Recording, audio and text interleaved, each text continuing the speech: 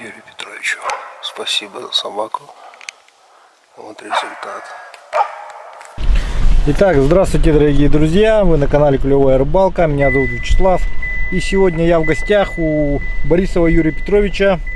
И мы будем рассказывать вам про якутских племенных охотничьих собак. Да? Да. Вот, питомник, Итак, приехали в питомник, приятного просмотра. Собираться мы, собачники, ну как бы дом администрации построили.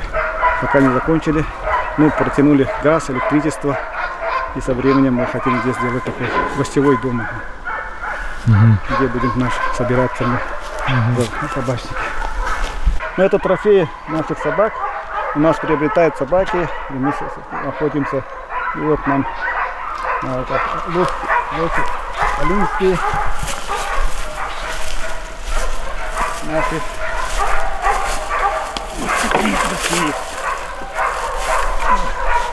Ух ты, вот это да! Это колымский лось.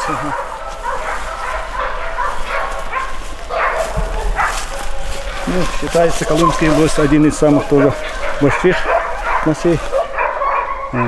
Они достигают там сколько там 600 килограммов, наверное, еще больше.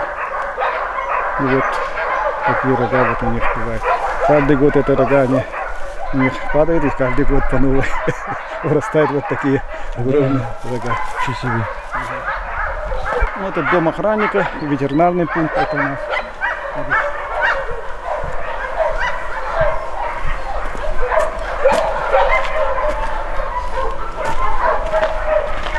Здесь охранники живут. И вот ветеринары тоже вот приезжают там. Здесь вот прививку, если собака заболела, что-то там на проживании, у самих сам. В основном почти все эти прививки, эти какие-то вот эти глистогонки сами делаем. И получается мы здесь и ветеринары, и как бы заводчики. Ну это первая вот восточно-сибирская лайка якутского типа. Это сука, 4 года, верба. Она вот уже 2 раза щенилась у нас. Но это крови Аяла Даниловская. Вот, знаете, наверное, заводчик есть, мой хороший друг. Это его крови. А вот эти 2 западно-сибирские лайки, кобель и сука. Ну, тоже наших кровей. У меня был кучум такой западник. Это его внук, стоит кобель. А это вот сука от якута. Якут тоже, у меня такой кобель был, западник. Вот якута дочка. Ну, это кобель восточно-сибирской лайки, 4 года. Работает по лосю, по соболю. Сезон пойдет. Сейчас вот готовится к сезону. Зимой у нас мороза минус 50-55 доходит. И вот в конуре собакам вот обычно вот такие стелим солому. Солома лучше травы, как-то она больше. Поэтому вот такую солому заранее готовим. Ну, прошлым летом мы здесь построили вот вольеры 3 на 4 метра. Ну, просторные такие хорошие вольеры построили. И здесь сделали вот такой специальный загон. Вот запускаем все собак, чтобы побегали. Лес совсем рядом. Выгуливаем собак здесь. Белых, ну, бывает, облаивают наши. Даже в прошлом году здесь совсем рядом 2 соболей облаяли собаки. Так, то вот в таких вольерах стоят они. Зимой холода, туда мы сено, солому ложим. И вот в таких вольерах, вот в просторных вольерах наши собаки стоят. А так зимой построили там родильное отделение. Посмотрим, там теплое родильное отделение есть. Да. Ну, это у нас восточно-сибирские лайки. Молодой кобель, вот это якутского типа. Сука, восточно-сибирской лайки. 3 года. Карамистая. Племенной производитель. Голях. Восточник, чемпион выставок. Это тоже сука, чемпион выставки. Это типичный окрас, карамистый окрас. Восточно-сибирская лайка. Ну, немножко она тут перегружена, но так-то все, породистая собака. 2 раза в выставках занимала первые места. От него много собак. Это по разным этим ялищам, от него все работает хорошо. Это сука беременная, скоро женится. Тоже корамышка уже живот вот на днях даст щенков. Корямко, тоже чемпионка, работает по соболю, по лосю. У нас была раньше сука Майка, вот это Майкина это внучка получается. Восточно-сибирская собака, порода. Сука. Кобель, восточник. Ну, такая боякутская типа, восточно-сибирская собака. Взрослая, она хорошо работает по лосю, по медведю. Ну, спокойная по характеру. Чох по-якутски, это по-якутски чох, это в переводе уголек. Есть черный, поэтому назвали его угольком.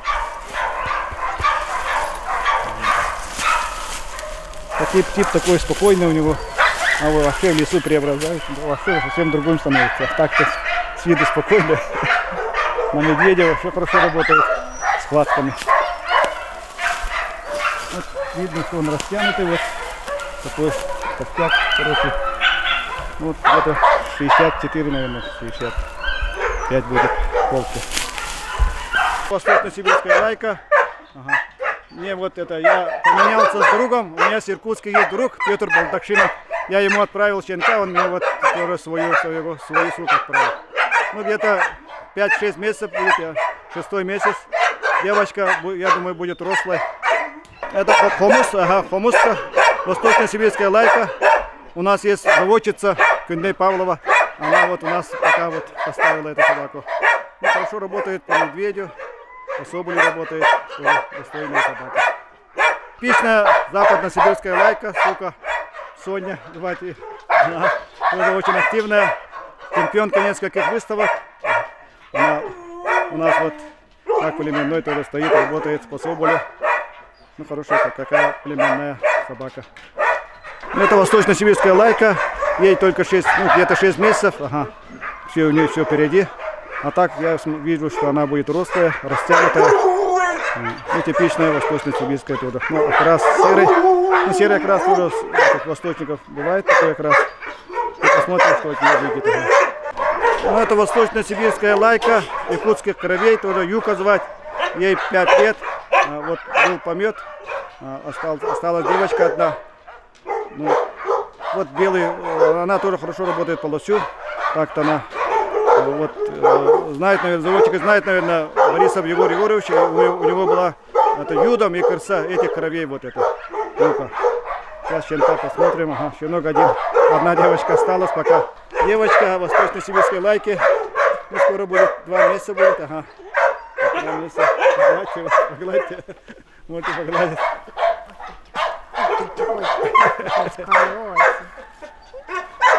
Там с родичами собрались, ага. Одно ухо пока не стоит, надеюсь станет, ага. О, наелся, пузо набито.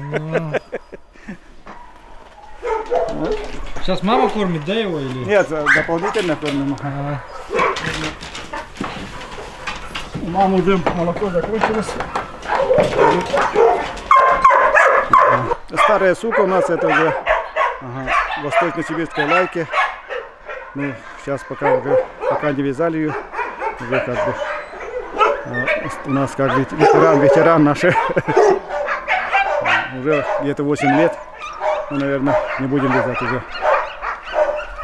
Молодая сука, восточно-сибирской лайки, 7 месяцев, пока вот тоже на этом сезоне попробую.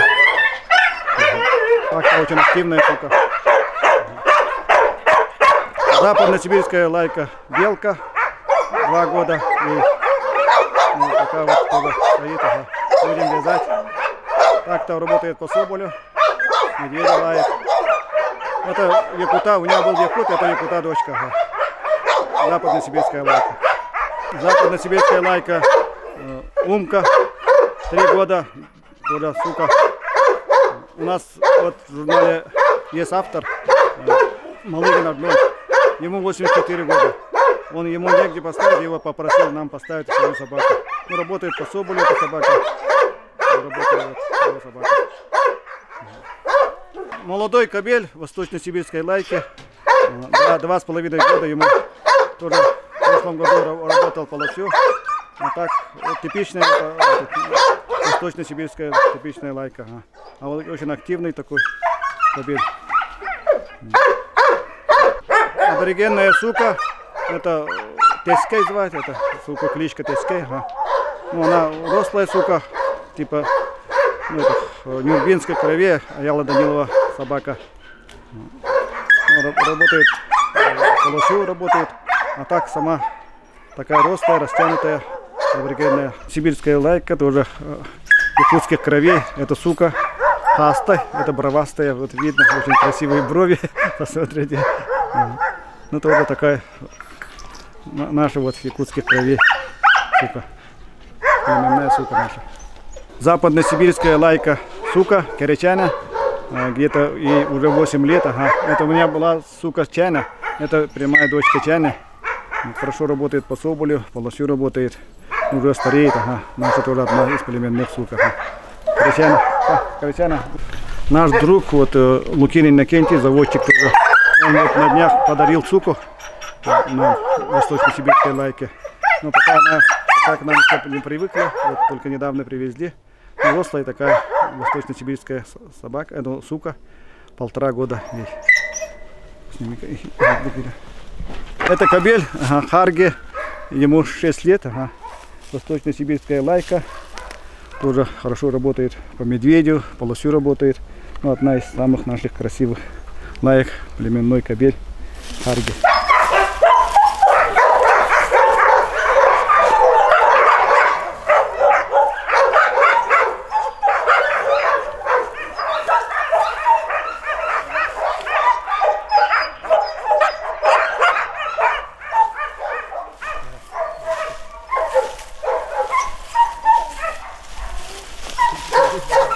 Кобеля 1,5 года, Умка,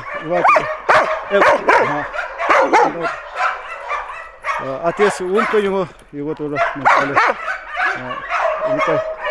Молодой кобель, пока что все впереди у него, а так здесь по медведю хорошо это работало, это такой этот характер есть у него.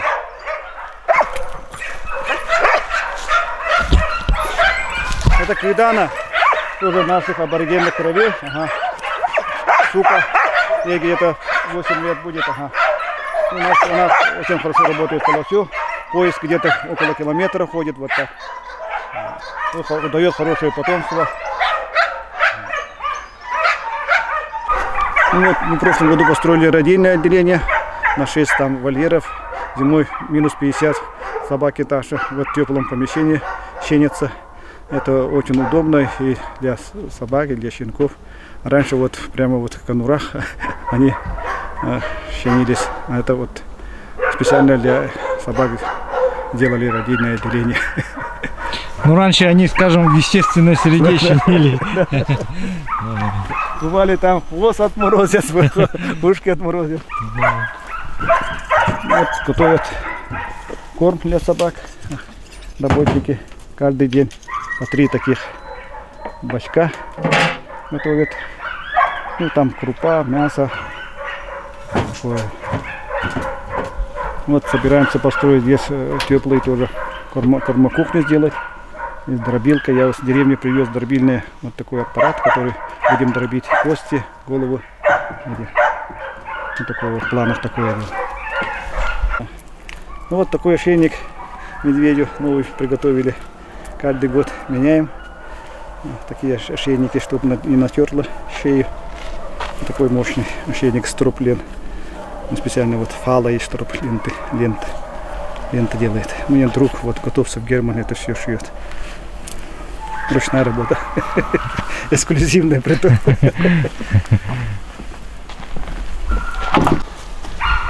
Мы построили ледник в этом году. Где-то 23 метра, наверное, глубины. Вот так заходим туда. Ну, надо добавить здесь это кору надо сверху закрыть аккуратно. Ну, конечно, вот корма вот на лето вот запасаемся кормами. И вот на лето вот оттуда берем мясо, рыбу. Без ледника никак не получается. Ну, в планах потом со временем, наверное, рефрижератор делаем. Купим, наверное, Вот такие вот сани сами сделали, да? И вот зимой, чтобы собаки не застоялись, мы запрягаем их в сани, и желающие наши дети, внуки, кто желающий на собаках катается. И собакам хорошо побегает. И вот тоже такой вот самодельный. Здесь тормоза все делали. Вот. 2 собаки запросто, Слава, тебя могут с ветерком. Да? А так вообще упряжки бывает 6, 8 до 12 собак. Мы здесь рядом, у нас дорога, пролаживаем на Буране эту дорогу. И вот желающие сами катаемся, детей катаем. Кто приходит, собак уже у нас обученные есть собаки, запрягаем. И им это хорошо, тренировка. И вот такое время. Ну, зимой ждите в гости, придем кататься всей семьей. Вот такие пластиковые эти лыжи делали. Мы вахту отправляли 2 собак на вахту, чтобы там они охотились, и кобеля и сука, они там повязались. Это у Снеру дальше, Момский район. И вот на днях привезли щенят. Поберут это. Буран у нас, это кобели этих щенков буран. Многие знают, наверное, передачу «Охота, рыбалка». И там Александр Борисов снимал в Алёпинском районе, снимал Охлопкова Николая, моего друга. Он мне подарил кобеля рабочего бурана. И вот буран хорошо работает по лосю, по медведю, по изюбру. Я специально на вахту ребятам отправил, чтобы они там постоянно приходят медведи. Он там 2 раза уже их спас от медведя, как говорится. И вот оттуда вот щенки. 3 кобелька. Получается вот на продажу. На продажу. Ага. Так, Юрий Петрович, с какой целью вы построили этот питомник? Ну, питомник мы построили. Это, надо сказать, давно мы занимаемся собаками. Это 2004 года мы начали каждый год проводить выставки, экстерьерные выставки собак, по республиканскую выставку. Совместно Якут Охот Рыболов Союзом Ивановой Закирой Петровной. Потом 2007 года начали проводить состязания по подсадному медведю. А в 2008 году мы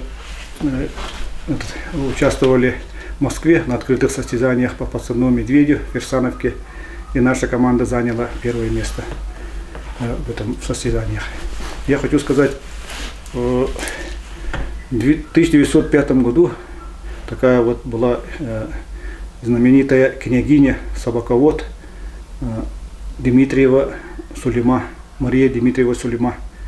Она приезжала в Якутию, это 100 лет назад, и объездила нескольких наших улусы, закупила 10 собак. И в этой книжке, после этого она написала книгу «Охота с лайкой», и там прямо было написано вот самые лучшие лайки собаки, не лайки, а собаки вот Якутской области, и также написала самые лучшие собаки Якутской и Ивенкийской, ну, Ивенков, Якутов и Ивенков Якутской области.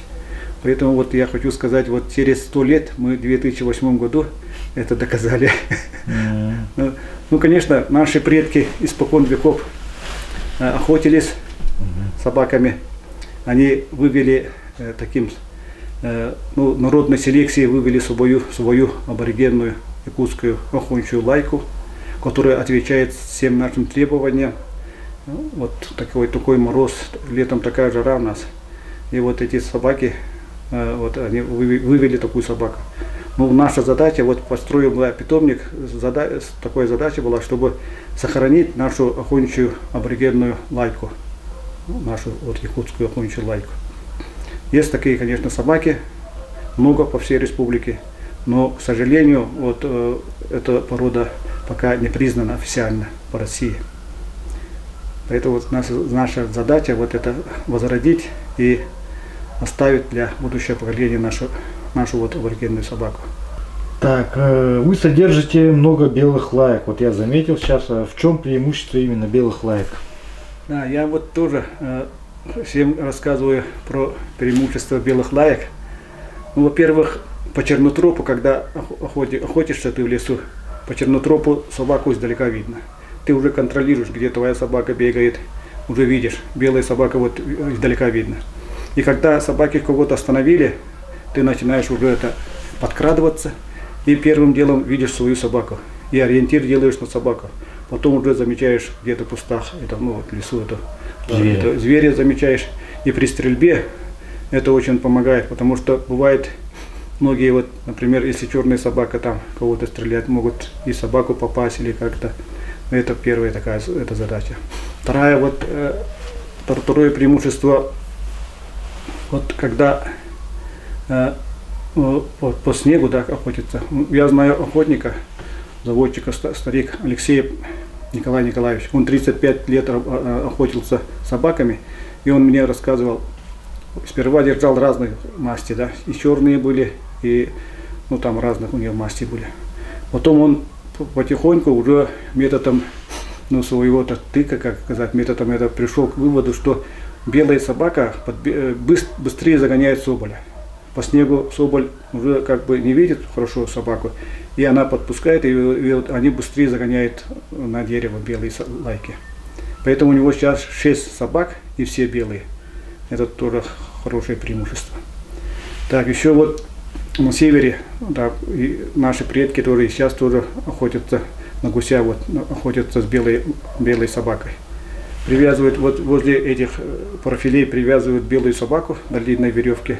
И когда гуси подлетают, они видят возле своих сородичей, ну, белую собаку, они думают, это песец, и начинают как бы налетать, подлетать с этим, чтобы отогнать это песца. Это время охотник стреляет. Я знаю несколько таких. Не, это я тоже, я же охотник на гусей тоже, поэтому я это знаю, да, вот, значит, я тоже что-то знаю. И этот, на уток тоже берут белые собаки, ребята. И вот, и главное, чтобы она в воду не кидалась, да, приучают, чтобы она не кидалась в воду. И вот, где видят, на озере утки плавают, они вот с собакой подходят, и по берегу собака бегает, и начинаются вот особенно вот эти шилохвост, вот эти кряквы, они вот как бы подплывают с таким этим намерением, чтобы отогнать этого незваного гостя. Это время вот охотник подкрадывается, и утки сами подплывают к берегу, и охотник стреляет. В этом плане тоже. Так, еще, ну, есть такое поверье у нас у Якутии тоже. Вот под белой собакой лось хорошо стоит, да. Ну, может быть, конечно, но есть тоже, многие так сказали. Но я заметил, что белые лайки не такие, они как бы холерического характера, да, они более спокойные. Поэтому я так думаю, вот из-за этого, наверное, они как бы лают лося, но как бы уговаривают, да, лося, не кидаются так. И вот, не знаю, но под белой собакой, ну, такое есть поверье, что флегматичный, лось хорошо стоит. Так, еще вот в жару, например, наши предки, деды раньше и сейчас тоже, вот когда сено косят, они одевали белую рубаху, да. Белый свет как бы отражает солнце, да. Тоже это не знаю. Поэтому вот белых собак тоже солнце отражается. И вот у нас жара бывает, особенно в этом году тоже, вот в прошлом году такая жара стояла. И вот от жары тоже вот этот белый как раз как бы спасает, хочу сказать. И у белых собак получается есть такой мелалин называется, да. Это как бы у них полое, это как у оленей, да, вот белый свет. И там они хорошо держат хорошо держат свое тепло, не пропускают холод, и есть такой вот, и не отпускает, это тепло не проводит. Ну, как у ворс у оленя. Ну, такой вот. Я тоже заметил, вот, например, вот у нас минус 50, 45. Некоторые вот лайки наши даже в конуру не заходят. Они лежат прямо в снегу, свернутся калачиком. И вот замечаю, у белых собак, у многих, она под этим снег так сильно не тает почти.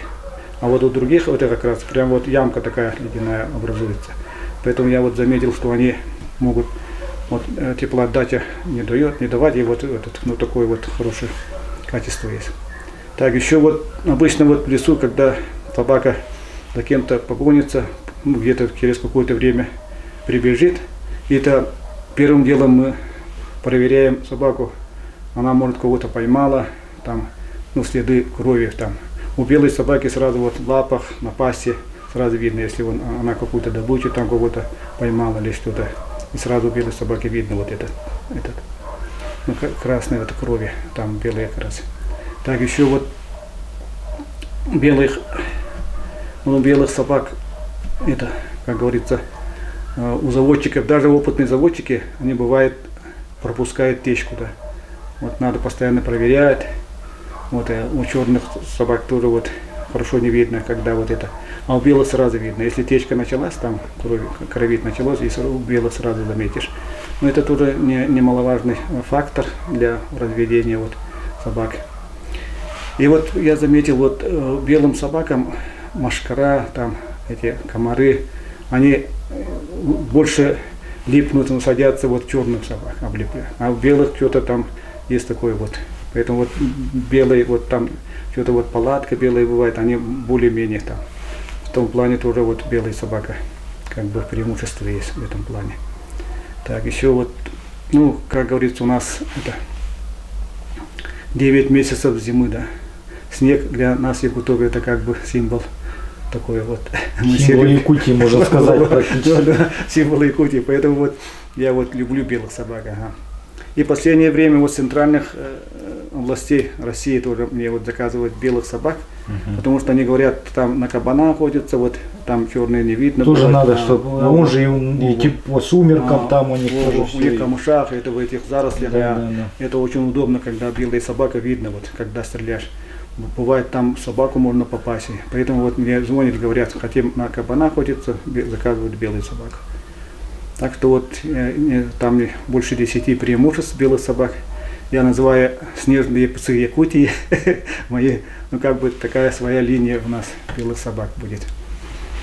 Так, Юрий Петрович, ну спасибо. С ростом собак мы определились, то есть с цветом. Теперь я хочу вот с ростом, потому что все прям огромные такие, большие. Ну это мне просто многие тоже говорят, почему ваши собаки такие высокие, такие это рослые. Но я хочу сказать, наши предки, да, испокон веков охотились с собаками, и не у всех были лошади, олени, и они по неволе вот запрягали свою собаку в сани, да. Когда шли на промысел, они собаки запрягли в сани, и твой бутер там собакой вместе таскали. И для этого взрослая собака была как бы помощницей охотника, промыслового охотника. И у нас рано выпадает снег, поэтому вот можно, если снег много выпадет, глубокий снег будет, это, ну, малорослые собаки могут тонуть там в снегу, а вот это рослые собаки уже всю зиму. В пухлом снегу, да, когда он. И в зарослях тоже, вот, например, вот осенью, когда в зарослях-то вот в таких густых зарослях, ну, маленькая собака может прямо запутаться, и вот высокая собака, она может это все это обойти. И вот когда вот в завалах везде, например, рослые такие вот, ну, сильные такие собаки прямо перепрыгивают. Вот видишь, когда за кем-то гонятся, они же не под этим лазят, а это прямо вот так, как бывают такие собаки, как косуля, прямо через эти прыгают рослые. И вот есть такой любой запах как бы со временем проветривается, да, вот поднимается вверх. И вот многие охотники, наверное, заметили, например, в лесу собака, если что-то, вот запах, чтобы поймать запах, она начинает на задние ноги вставать, повыше подниматься. Где-то прямо на кочку или поваленное вот дерево заскакивает, на пенек заскакивает, есть такие, чтобы они поймать запах, ну, ловить запах этого зверя. Поэтому вот у взрослых собак тоже в этом плане тоже преимущество есть. Они быстрее, ну, ловят такие вот запахи зверя. Так, это значит, ну.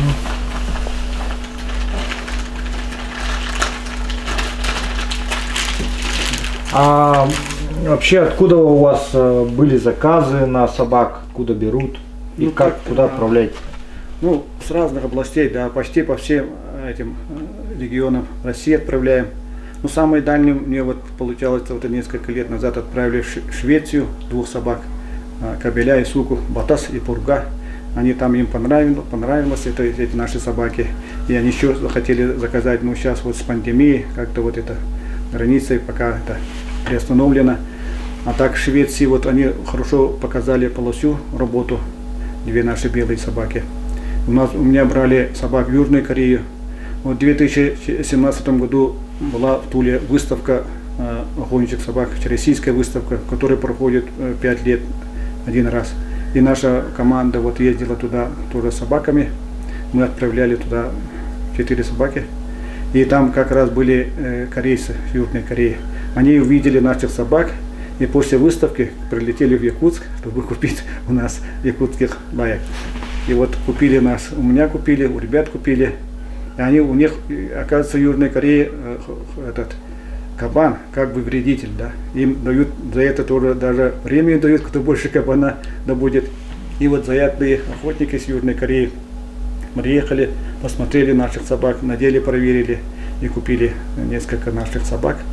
И сейчас успешно охотятся на кабана. Да, ничего себе. И то есть вы связь держите, да? Вот так-то с ними редко, конечно. Вот в Швеции почти каждый день я разговариваю. Швед, мой друг Джонс, вот, отправил мне камеру, которая вот надевается на собаку. Такая очень удобная камера. Я здесь тоже пробовал эту камеру. Одеваешь жилет такой, есть сбоку камера, и все снимает, и на телефоне можно посмотреть. Такое дело. А так по России тоже в многих областях у нас брали. В Подмосковье тоже, на Рафаминске тоже в хозяйстве. 2 собаки наши там тоже работают хорошо. Многих, Ульяновске, многих областях брали. Твери есть так, еще Башкирии брали. Чаза такая сука тоже мы. Вот время от времени мне отправляет, как бы отчет, видео, это тоже мне приятно, я следит со своими собаками, очень это удобно, вот какой помет, что дал, как работает. Тоже вот такую связь держим. Ну вот с пандемией как-то это приостановилось, но сейчас тоже уже помет пойдет. Обычно у нас собаки начинают вязаться вот это где-то сентябрь, октябрь, ноябрь. Это время уже как у них как бы это одна начнет и как бы это такая цепная реакция идет. Запах с этой суки другой идет и получается уже несколько собак повяжется. Такое дело. Так, а какие документы вообще вы даете вот со щенком? Ну вот щенку мы обычно после месяца, 1,5 месяца уже отправляем, уже продаем. И каждому щенку вот даем такое вот свидетельство родословное, вот семья это будет. Это на такие документы нам дает Якут Охот Рыболов Союз. Иванова Закира Петровна, вот они вот делают нам такие вот документы. И здесь все вот эти. Все, ну, отец, мать, 4 колена вот этих, у кого есть все вот здесь записано. И какие там эти получили дипломы, какие эти. Вот такой родословный даем. Еще даем ветеринарные. Так. И каждой собаке вот ставим чип такой ставим, щенку с номерами. И вот ветеринарную книжку даем. И там в ветеринарной книжке вот этот чип прямо там заклеивается. Так, кто хочет заказать, например, заранее нам звонят, мы в тетрадках есть заявок, и там пишем, откуда, когда, что, кто хочет. И когда щенки появляются, мы связь с ними держим.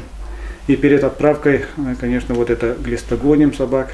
Если до 2 месяцев держим, уже прививку даем. Если раньше отправляем, без прививки можем отправить. И вот, короче, так, получается, вот покупаем такой контейнер, пластиковую переноску. И с этой переноской мы вот с такими со всеми сопроводительными документами отправляем собак в там ближайший город, где вот кто заказывает. Ну, куда летят наши самолеты с Якутии, да, на Москву, на Сибирск, на вот все города, или какой-то ближайший город, и они там встречают щенка.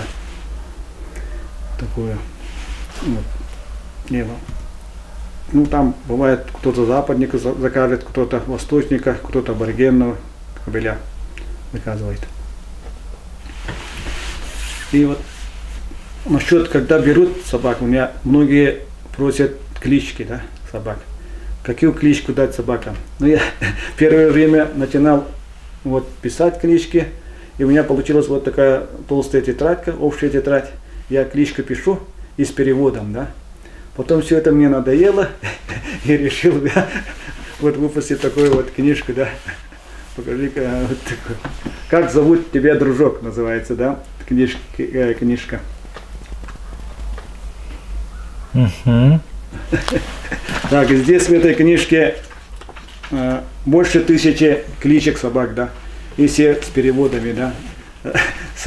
Вот, например, с русского на якутский, да, здесь переводы есть, да? Первая, ага. Якутская кличка, потом перевод там на русский язык.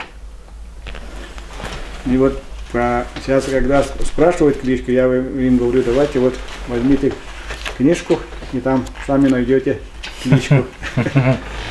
Ну, здесь, ну, это как бы сборник, да, здесь несколько статей тоже, которые выходили в этом журнале Баянай. Советы есть, ветеринарные эти советы. Сейчас они есть на сайте? Нет, пока нету, пока вот сайт, мы готовимся как сейчас сайт, да. Ага. Не, на моем сайте Татьяна не загрузила их. Ну, наверное, я и говорил. Ну, если что, мы туда загрузим. Конечно, конечно. В общем, друзья, можете на сайте клевоярбалка.рф как выписать журнал Баянай, сделать подписную подписку, купить там календарь. И вот такую книгу Юрия Петровича тоже мы туда загрузим с Татьяной. Вот. Я эту одну книжку, Слава, тебе подарю. Спасибо. Спасибо. Сейчас запишу, в конце передачи я одну книжку тебе дарю. Так, и здесь, например, очень хорошая статья есть про этих, ну, древних собак, да, раскопки, да, делали, да. Это, получается, самое древнее захоронение нашли в Якутии. Это 17 тысяч лет назад. Вот Тумацкая, Индигирская, вот Индигирки нашли, Алазея. И вот получается самое древнее захоронение нашли в Якутии у нас собак. Поэтому вот я тоже считаю, что как бы шпиц, например, этот, который вот, ну, типа лайки, это в основном пошли вот, наверное, с Якутии. Так, там вот такая версия есть. И вот потому что наши по этим-то 30 тысяч лет назад, получается, вот как бы вот в Якутии там уже появился, ну, уже пришли эти люди, наши предки, потом 20 тысяч лет назад уже начали заниматься, уже приучать собаку. Ну, есть большая, ну, много версий, что как собака появилась от волка, ну, как бы вот, потом постепенно собака вот сейчас начала, ну, лаять, помогать уже, такое вот.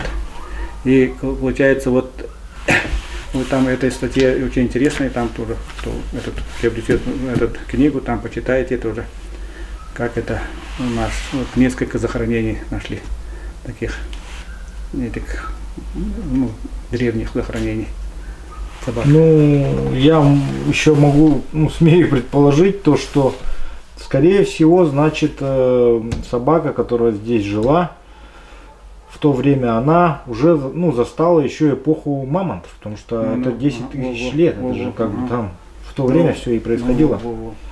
Может быть, даже защищала от каких-нибудь пещерных львов, саблезубых тигров, там, наверное. Ну, у нас же заходят саблезубых тигров, пещерных, носороги. Носороги, шерстистые, мамонты. Вот ребята, которые вот занимаются вот из мамонтовой кости, они находят разные такие эти уникальные таких этих экспонаты. Так что такая издревле охотничья собака, да?